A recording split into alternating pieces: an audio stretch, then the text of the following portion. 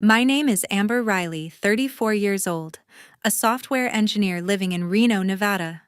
For over a decade, I've built my life from scratch, from cramped apartments and long nights to finally buying the silver Tesla parked in my driveway. It wasn't just a car. It was proof that I could stand on my own. I never imagined it would become the reason my family turned against me. Dinner at my parents' house looked warm, laughter candles, the smell of roasted chicken. But beneath that calm, I felt something off, a quiet storm waiting to break. Then Mom set her fork down and said softly, "Hailey needs your Tesla just until she gets back on her feet." My stomach tightened. Before I could answer, Dad added, "You can work from anywhere, honey. She needs help right now." Their tone was calm, rehearsed, like this had already been decided without me. I took a slow breath. That car isn't a loan. It's mine. Every hour I worked, every night I didn't sleep, that's what paid for it. The table fell silent. Mom's polite smile vanished. Dad's eyes dropped to his plate. No one defended me. Hailey pushed her chair back, muttering that I only cared about myself, then stormed off. I stayed seated, realizing dinner wasn't a meal anymore. It was a setup, a test of loyalty I never agreed to take. Sometimes the people who preach family first are the first to take what you've earned. Before we go deeper, tell me where you're watching from. It always amazes me how far one family story can travel. Growing up in Reno looked ordinary from the outside: two sisters in a modest suburban home, and parents who grilled in the backyard and smiled in every Christmas card. But inside, everything had its order, and somehow I was always second. My mother Linda often said Hailey had a soft heart. She said it whenever my sister forgot chores or came home late. If I did the same, I was called careless. Hailey could skip homework and still be praised. I could achieve something and be told not to show off. My father George wasn't loud about favoritism, but his silence spoke enough. When Mom defended Hailey's mistakes, he stayed behind his newspaper pretending not to hear. That quietness felt like agreement, as if fairness didn't belong in our house. By middle school, Hailey stopped trying. I started finishing her projects after completing mine. "You're so reliable," Amber Mom would say, patting Hailey's hand instead of mine. "She's different from you. Be patient with her." Patience became my role, and responsibility turned into identity. Hailey's sweetness became her excuse. At 15, I got my first job bagging groceries while Hailey was grounded for sneaking out. I bought my own school supplies from small paychecks. She got new clothes to help her confidence. When I asked why, Mom smiled. "You're stronger, Amber. She's delicate." That word stayed with me. Delicate meant she could fail and still be comforted. I was expected to hold everything together. Each achievement I made built a wall instead of a bridge. When my science project went to the district fair, Mom said, "That's nice, dear, but don't let it change you." When Hailey sang off key at a school event, Mom cried like she'd seen something divine. It wasn't about talent, it was about the image she wanted to protect. By 16, I was tired. I studied after long shifts at the store, trying to earn a future that felt mine. "You don't laugh like you used to," Mom said one night while folding laundry. I didn't answer. Laughter had rules in our house, and I wasn't the one allowed to break them. 2 years later, a letter arrived, a full scholarship out of state. I still remember standing at the table saying, "I got in." Mom's fork froze midair. Dad blinked. Hailey gave a small smile. "Out of state?" Mom asked. "You'll forget about us." "I won't," I said. She sighed. "Just don't forget where you came from." That was her way of saying, "Don't change too much." That night, I packed quietly. Leaving wasn't rebellion, it was survival. While I built a life elsewhere, Hailey stayed. Mom's calls were always the same. "Your sister's figuring things out. She's looking for work. She's just tired." The words changed, but the story didn't. When I came home after graduation, everything looked frozen. Hailey slept late. Mom wiped the same spotless counters, and Dad mowed the same patch of lawn. The air in that house never moved. That's when I finally understood distance isn't made by miles, but by imbalance. I had spent years believing hard work could buy love, but in that house, love belonged to whoever needed it most, not to whoever gave the most. Hailey never had to ask for affection. I stopped asking long ago. Sometimes distance doesn't come from miles, it comes from silence. And that silence hit hardest the morning I opened that email. The email said, "We appreciate your contribution." That's how a chapter ends in tech. I stared at the words until they blurred. No meeting, no handshake, no closure. Just one sentence that erased years of work. By noon, half the engineering team was gone. The office felt hollow, chairs left askew, monitors still glowing. My name was somewhere on that list, an entry in a spreadsheet marking who stayed and who didn't. I packed slowly, my coffee mug, a small cactus, and a photo of me standing beside the Tesla I'd bought last year. That car had once symbolized success. Now it looked like a bill waiting to break me. I walked out without looking back. The drive home was long and soundless. Reno's skyline passed like static. I parked outside my apartment and sat behind the wheel until the sun sank behind the mountains. When I finally went inside, I opened my laptop again, hoping for a mistake. There wasn't one, only an automated message reminding me to return my badge. A week later, I found a converted garage on the outskirts of town. The walls smelled faintly of oil and dust, the floor tilted slightly to one side. It wasn't much, but it was mine.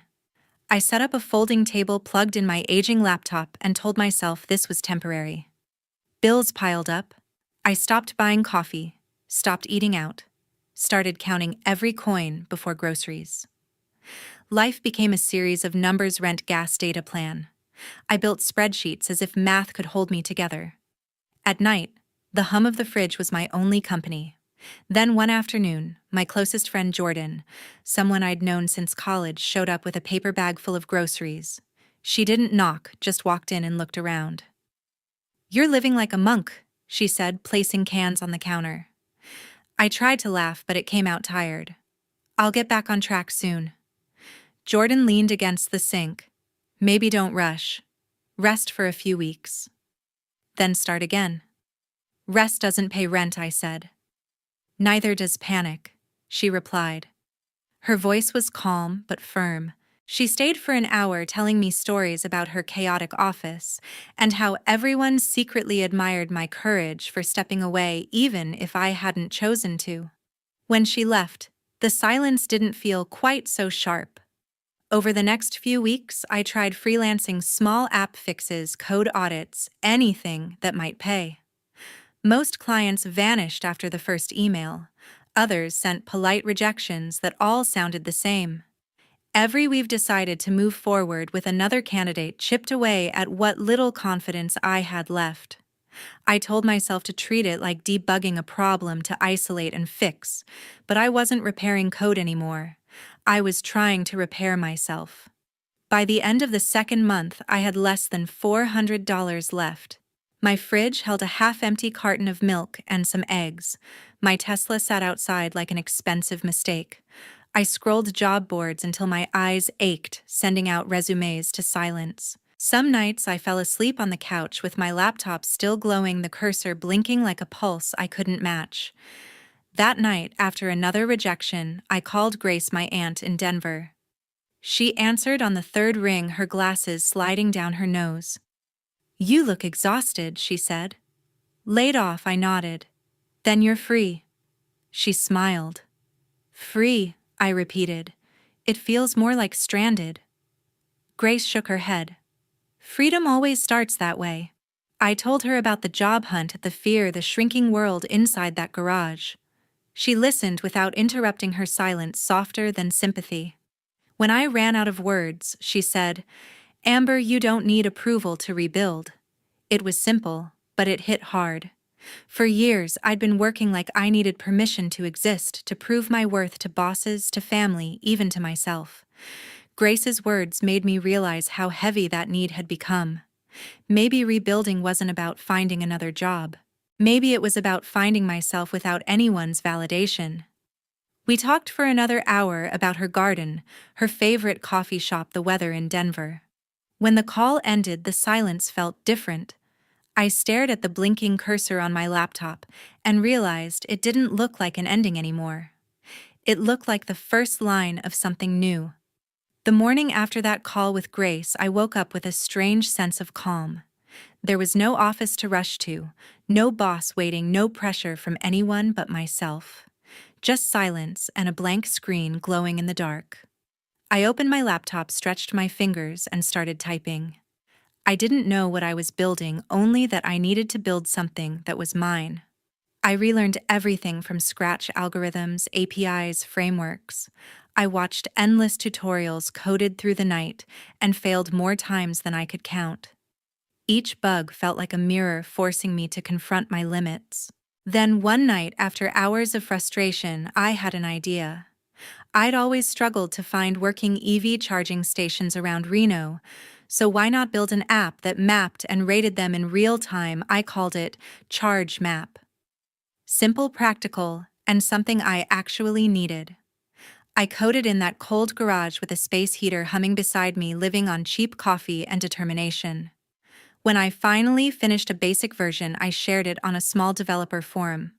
I expected silence. Instead, 3 days later, an email arrived from a startup in San Jose. They liked what I'd built and wanted to discuss a collaboration. That message changed everything. Within a month, I was consulting remotely, fixing bugs, improving UI, adding features. They paid well and introduced me to investors who believed in my work. A year later, one of them offered seed funding to expand the app. I couldn't stop smiling as I read the email. For the first time in my life, I felt like I didn't need anyone's approval to succeed. I moved out of the garage and into a small co-working space downtown. Bad Wi-Fi, weak coffee, but it felt like freedom. I worked 12-hour days, sometimes more, driven not by fear, but by purpose. ChargeMap grew fast, more users, new features, real revenue. It wasn't glamorous, but it was mine. One quiet Sunday, I drove to a Tesla dealership. The sales rep handed me the keys to a new model, and as I ran my hand across the steering wheel, I realized this wasn't about luxury, it was about reclaiming my life. I whispered, "You did it," to the reflection in the windshield. I thought that was the end of the story, but good news has a way of traveling faster than you expect. A week later, my phone rang. "Amber, sweetheart. We're so proud of you." My mother's voice rang out, warm, almost too warm. "Your dad and I saw the article about your app. You should come home soon. Everyone misses you." I froze. That word proud felt foreign coming from her. I wanted to believe she meant it. Maybe she did. Or maybe she wanted something else.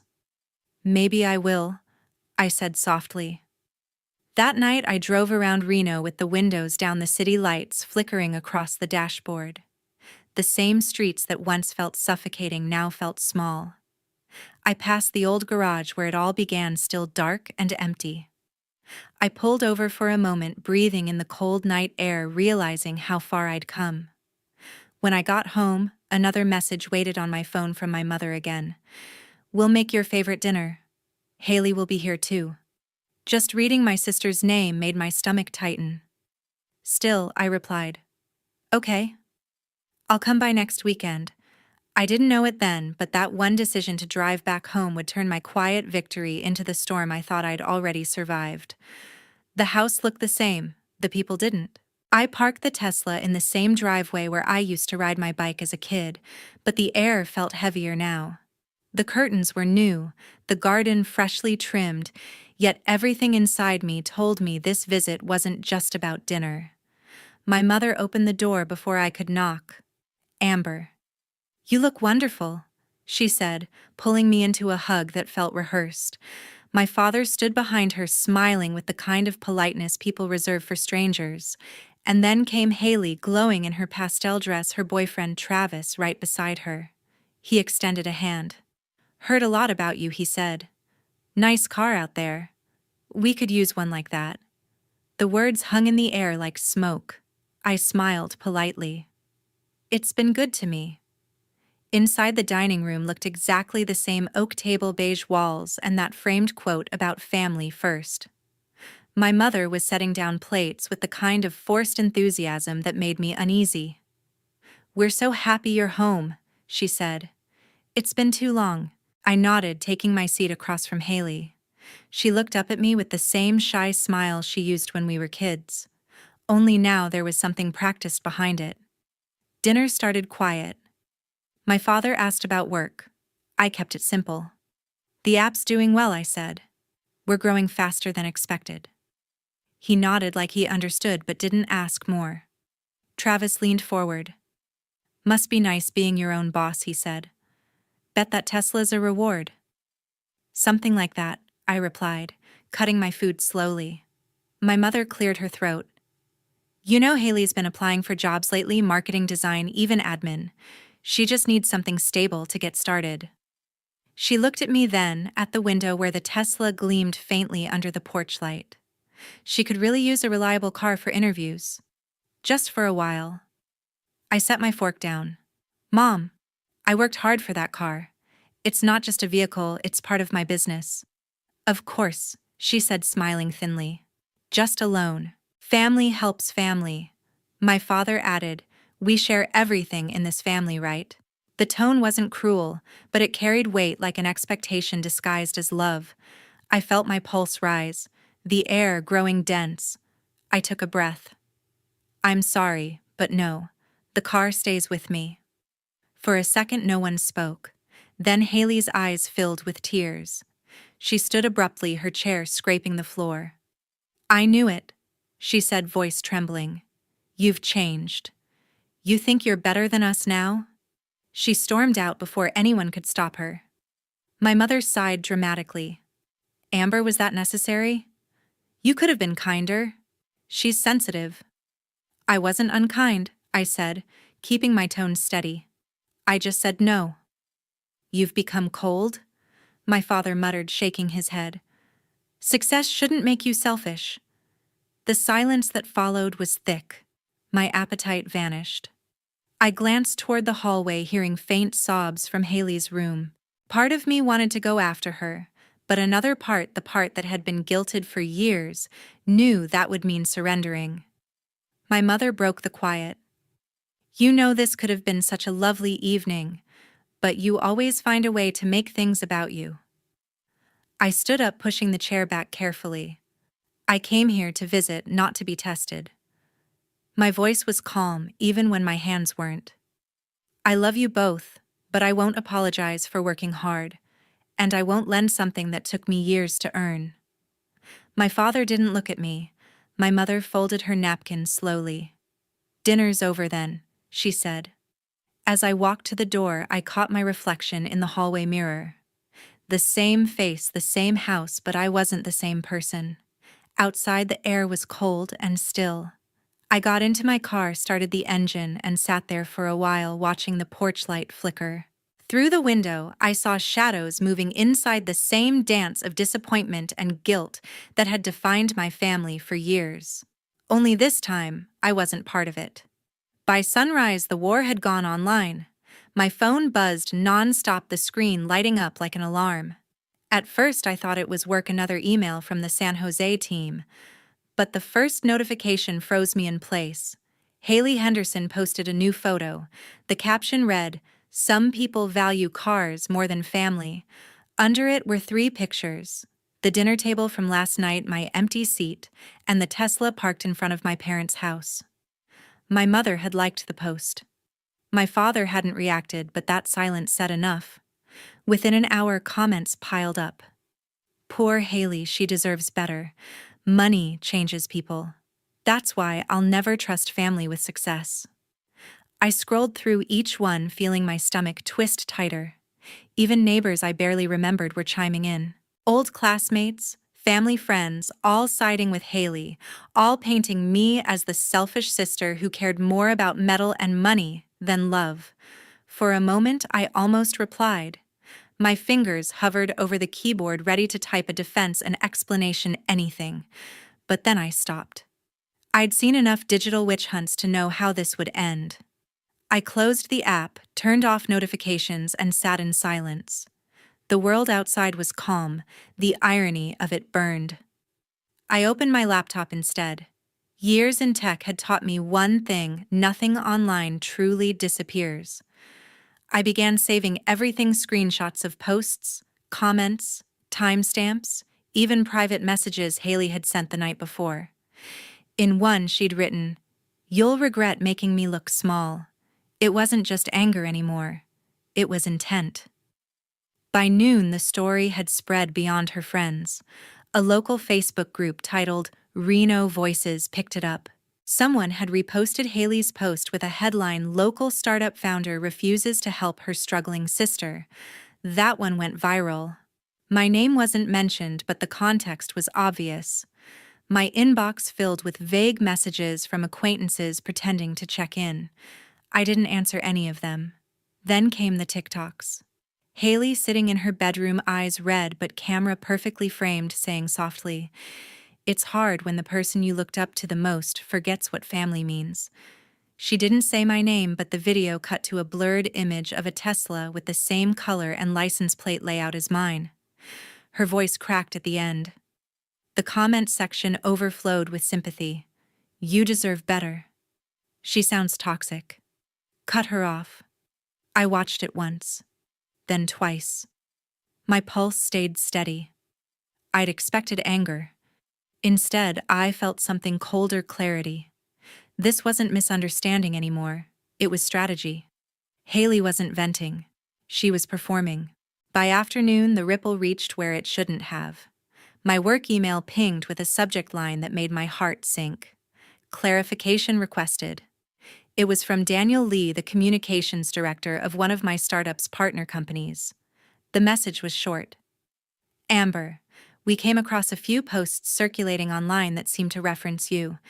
We value our relationship but wanted to confirm, are these stories about your family true?" My hands trembled slightly as I read it again. This was no longer about pride or family arguments. It was professional, reputational. In my world, perception could build or destroy in hours. I stared at the email, wondering how to respond without feeding the fire. I didn't reply immediately.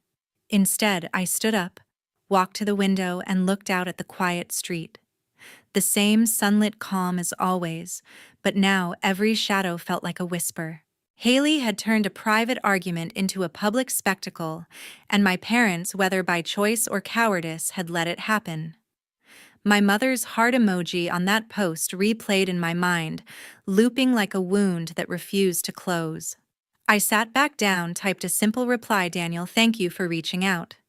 I can confirm that the content circulating online is a misrepresentation and will be addressed appropriately. Appreciate your understanding." Then I hit send. My voice might have been silent online, but I wasn't powerless. That night, I watched the numbers rise, Hailey's post climbing past 10,000 likes. Each reaction was a little dagger of validation for her narrative. Still, I stayed quiet. Words could wait, screenshots couldn't. And in that waiting, something shifted inside me: not resignation, but resolve. This wasn't about a car anymore. It wasn't even about family. It was about reclaiming my name from people who thought they could define it. There's a difference between staying silent and staying weak. I realized that the moment my inbox filled with strangers telling me who I was. For days, I had watched my name twisted into something unrecognizable, a villain in a story I didn't write. So one night, after rereading every lie for the last time, I opened a blank post. The cursor blinked, waiting. My fingers didn't shake this time. "My name is Amber Riley," I typed. And this is what really happened. The post wasn't angry. It wasn't defensive. It was measured, factual, almost clinical. I wrote about the dinner, about the conversation where my parents asked me to hand over my car to my sister. I didn't embellish or accuse. I just told the truth. Then I attached a single file, a short audio clip. It was a recording from that night, captured automatically by my smartwatch. In the recording, my mother's voice said, "You have 2 cars, you can give one to Hailey." My father added, We share everything in this family. And then my voice, steady, tired, answered no. Not this time. That was it. No shouting, no insults. Just a moment of manipulation disguised as love. I ended the post with one line: "Boundaries are not betrayal." Then I hit publish. I didn't check the screen again until morning. When I did, the numbers were staggering. The tide had turned overnight. Thousands of comments flooded in, this time, not with hate, but with outrage at what had been done to me. Good for you, Amber. Families like this drain you dry. You owe them nothing. People shared their own stories. Brothers, sisters, parents, who had used guilt as a weapon. My quiet truth had opened a wound in thousands of strangers. Hailey deleted her post before noon, but the internet doesn't forget. Screenshots, duets, and reaction videos had already spread. Someone even found Travis's TikTok account. In one of his older videos, he was laughing behind the camera, the same laugh from the clip where my Tesla had been filmed without permission. Within hours, viewers connected the dots. By evening, the backlash found them. Travis's employer, a small Reno marketing firm, released a statement confirming his termination, citing conduct unbecoming of company values. Hailey's name trended next. A recruiter anonymously posted that she had withdrawn Hailey's pending interview due to reputational concerns. At first, I didn't celebrate. I just sat there numb. It wasn't satisfaction, it was gravity. Truth doesn't heal. It balances. The same crowd that once threw stones was now throwing apologies, but none of them mattered. The damage had already been done. My parents stayed silent. My mother turned off her comments after people flooded her page asking how she could support what Hailey did. My father's church friends quietly unfollowed him. The words family unity, which had once decorated their Christmas cards, now sounded hollow. That evening, my phone rang. The name Grace Henderson appeared on the screen, Aunt Grace. Her voice was calm, the way only time and wisdom could make it. "You handled it right," she said. "The truth always lands even when it falls hard." I closed my eyes, the tension in my shoulders easing for the first time in weeks. After we hung up, I opened my laptop again. My post had reached over 2 million views, but I didn't read the comments anymore. I turned off notifications, shut the screen, and looked outside. The sun was setting over Reno, casting long streaks of light across the street. In that glow, I finally felt free, not because people believed me, but because I no longer needed them to. 6 months later, Reno finally felt quiet. Not because the city had changed, but because I had. I was back in San Jose, living in a small apartment above a co-working studio, surrounded by cables, sketches, and half-built prototypes of the next version of my app. Life wasn't glamorous, but it was mine, simple, calm, and honest. The kind of peace that doesn't need to prove itself. I hadn't spoken to my parents, Hailey or Travis, since the day everything went public. The silence wasn't bitter. It was necessary. My phone still held their numbers, but my mind had deleted the expectation that they would ever understand. Every now and then, I'd scroll past an old family photo and feel a twinge of something, nostalgia maybe, but it faded before it could hurt. One afternoon, I came home to find a letter in my mailbox. No return address, but I knew the handwriting instantly. My mother's. The envelope was heavy, as if regret could add weight. I sat on the edge of my desk staring at it for a long time before sliding a finger under the seal. Inside was a single page. "Amber, we didn't realize what we were doing until it was too late. I'm sorry for the pain we caused. Please forgive us. Love, Mom." I folded the letter carefully and placed it back in the envelope. I didn't tear it. Didn't burn. It didn't even cry. I just put it in a drawer and closed it. Some doors don't slam, they close quietly and stay that way. A few weeks later, my assistant forwarded me a link from a local Reno news site. The headline read, "Couple faces civil lawsuit over online defamation and fraud." The article mentioned Hailey Henderson and Travis Miller by name. Apparently, several companies had accused them of manipulating online content for personal gain. It wasn't revenge, it was consequence. I didn't smile, but I exhaled. The universe has its own way of teaching balance. Work filled my days again. My app had expanded into a green tech partnership helping electric vehicle owners locate sustainable charging options across the West Coast. Every line of code felt like a small step towards something cleaner, quieter, kinder than the chaos I'd come from. One Friday evening, I packed a small bag, grabbed my keys, and decided to drive. The Tesla hummed to life, its screen glowing softly in the dim light. I headed east through the Nevada desert toward the long horizon. The sun dipped low, painting everything gold. The air shimmered with heat, and for the first time in months, I let myself breathe, without thinking. In the rearview mirror, the world I'd left behind looked smaller by the mile. Ahead, the road stretched open, empty, endless, forgiving. I thought about all the fights I'd tried to win, all the explanations I'd given to people who'd already decided not to listen. Then I understood not every war needs a victor. Some battles end when you stop showing up. That night, under a sky filled with quiet stars, I parked the car, stepped out, and stood beside it. The reflection of the sunset still burned across the glass. I smiled not out of triumph, but release. You can love your family but still choose peace over pain. And sometimes the bravest thing you can do is walk away. Thank you for staying till the end. Have you ever had to walk away from family for your sanity? Tell me below, I read every story.